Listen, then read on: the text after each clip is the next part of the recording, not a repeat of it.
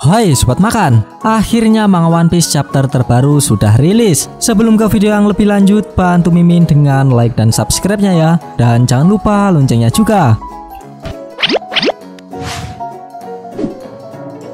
Sebelumnya perlu Mimin ingatkan, ini spoiler ya. Bagi yang hanya menikmati animenya saja dan gak mau kena spoiler, bisa tutup video ini sekarang. Lihat dikit-dikit juga boleh.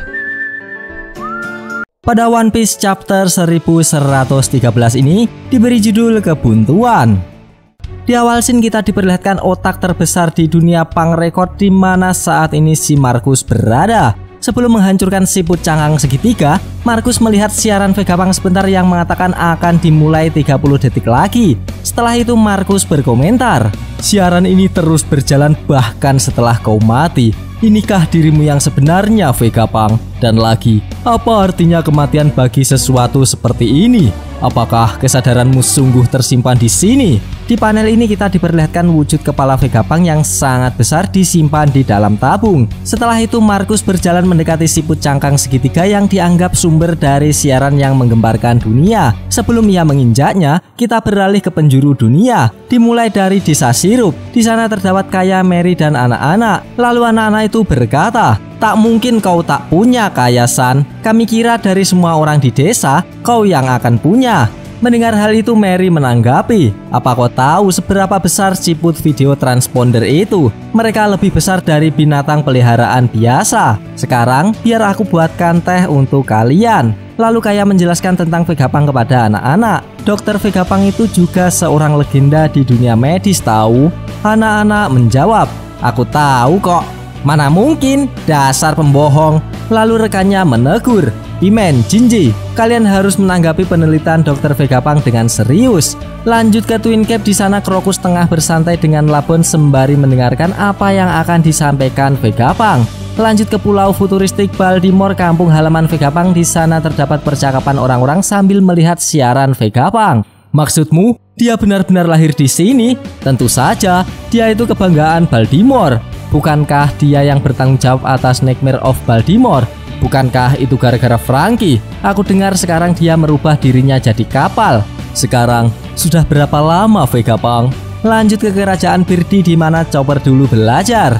Sepertinya itu pulau tempat Tanukichi berada, raja sains modern. Tapi kecerdasannya juga telah dipakai untuk membuat senjata, kata orang di sana. Lanjut ke pulau Hachinosu. Di sana terdapat pertengkaran kecil karena siaran Vegapunk. "Kalian bisa diam gak, brengsek? Si Vega itu mau bicara." "Terus kenapa? Kau tadi menyerangku. Aku tak akan tinggal diam saja hanya agar kau bisa mendengarkan fosil itu." Balik lagi ke Egghead. Siaran sebenarnya akan dimulai. Markus pun langsung menginjak siput itu hingga hancur. Namun siaran tak kunjung berhenti. "Siput transponder biasa? Itu artinya ini bukan tempat persembunyian biasa. Kau mau menipuku dengan umpan palsu? Terkutuk kau, Vegapunk!" kata Markus dengan sangat marah sembari terbang mencari inti dari siaran dengan wujud burungnya. Lalu Gorosei lain berkata kepada Markus lewat telepati, "Siarannya masih belum berhenti, Mars. Sedang apa kau ini?" Lalu si burung menjawab, "Maafkan aku, si brengsek Vegapunk itu, dia lebih cerdik dan siap dari dugaan kita. Saat ini kita tidak bisa menghentikan siarannya. Mustahil menentukan seberapa banyak yang sebenarnya dia tahu atau apa yang akan dia katakan sekarang. Tapi Rock bilang kalau dia ingin meneruskan perjuangan para cendekiawan Ohara. Ini bukan akan jadi pengulangan Clover. Dia berniat untuk menyelesaikan apa yang dimulai Ohara." Vegapunk. Di sisi lain banyak yang sedang menunggu siaran Vegapunk dengan antusias. Mereka bersorak untuk hal itu. Bahkan di belahan bumi lain yang sedang malam, terlihat juga sedang mendengarkan siaran itu. Sampai-sampai anaknya yang terbangun disuruh untuk tidur kembali. Pindah ke Sanji yang membawa Vegapunk. Ia mendengar suara Bonnie berteriak. Ia pun langsung bergegas ke sana. Dari kejauhan Sanji melihat Nosjuro dalam bentuk hybridanya akan menebas Bonnie. Ia bertanya-tanya makhluk apa itu. Lalu Nosjuro berkata kepada Bonnie sambil mengayunkan pedangnya, "Jewelry Bonnie, kami tak akan serahkan kekuatan militer kami padamu."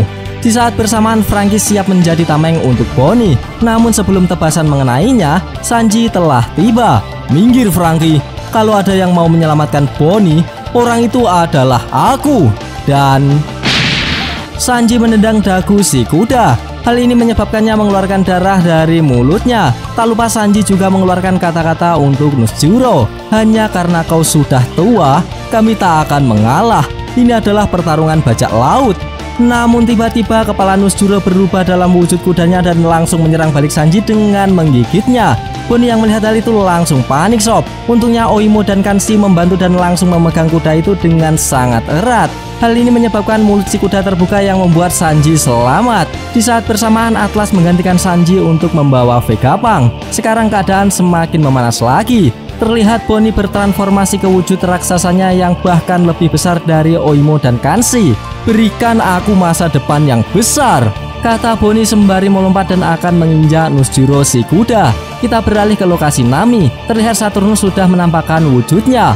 Minggir, aku tak punya waktu untuk berurusan dengan hama seperti kalian, kata Saturnus. Mendengar suara yang tidak asing, Robin teringat kembali masa lalunya dan mengetahui bahwa di hadapannya adalah salah satu dari Gorose. Saat melihat Robin di depannya, Saturnus berhenti dan meladeni mereka.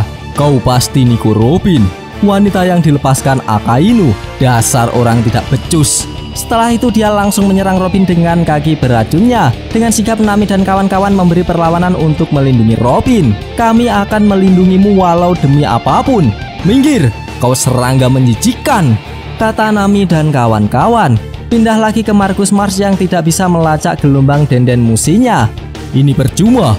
Ada terlalu banyak makhluk hidup di dekat laboratorium. Aku tidak bisa mendeteksi gelombang telepati yang unik. Di lain sisi York berpikir keras untuk menemukan di mana lokasi siput itu berada. Berpikir.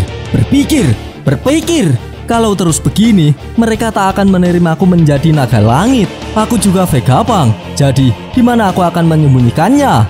Balik lagi ke Markus. Ia menghubungi Gorose lain lewat telepati kembali. Mungkin kita harus menghancurkan stasiun pembangkit energi untuk menghentikan ini. Gorose lain merespon, itu tidak bisa. Kita bukan hanya akan kehilangan para marinir kapal dan peralatan di sekitar. Kita juga akan mengorbankan satu-satunya cara untuk mengulang keberhasilan dengan Mother Flame. Oke, sekarang ke siaran sesungguhnya dimulai. Baiklah, kami akan mulai tanpa ditunda lagi. Aku mengakui kalau aku sudah melakukan 2 dosa besar. Aku yakin kalau tak lama lagi aku akan dieksekusi karena membangkang. Jadi, pesan ini akan diprogram untuk disiarkan tepat saat jantungku berhenti. Walau begitu, aku ingin membuat satu hal jadi jelas, dan aku harap kalian bisa memahami ini. Tolong, jangan menganggap pihak yang membunuhku itu jahat. Walaupun siapapun juga mereka, aku tak berniat untuk membahas siapa yang salah atau benar di sini. Aku tak layak untuk menilai hal semacam itu. Dan dari sisi manapun aku tak begitu banyak tahu soal itu. Aku yakin yang mau kukatakan ini pasti sulit diterima.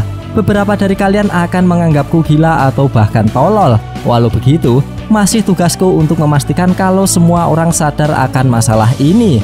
Oke, sebelum pesan terakhir disampaikan, kita diperlihatkan beragam reaksi dari berbagai penjuru dunia. Dimulai dari Sabaudi, di sana terjadi kepanikan karena mengetahui Vegapunk sudah mati.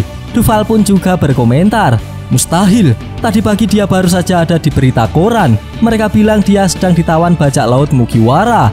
Lanjut ke Caesar, ia menangis saat mengetahui Vegapunk mati. Aku tak terima ini, dasar pembohong brengsek. Kau tak bisa mati seenaknya. Kami baru saja bekerja sama agar bisa mengalahkanmu.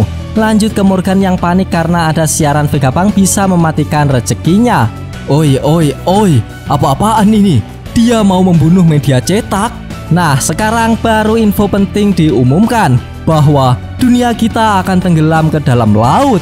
Namun setelah mendengar berita itu, tiba-tiba scene pun berakhir. Kampret. Padahal udah seru loh.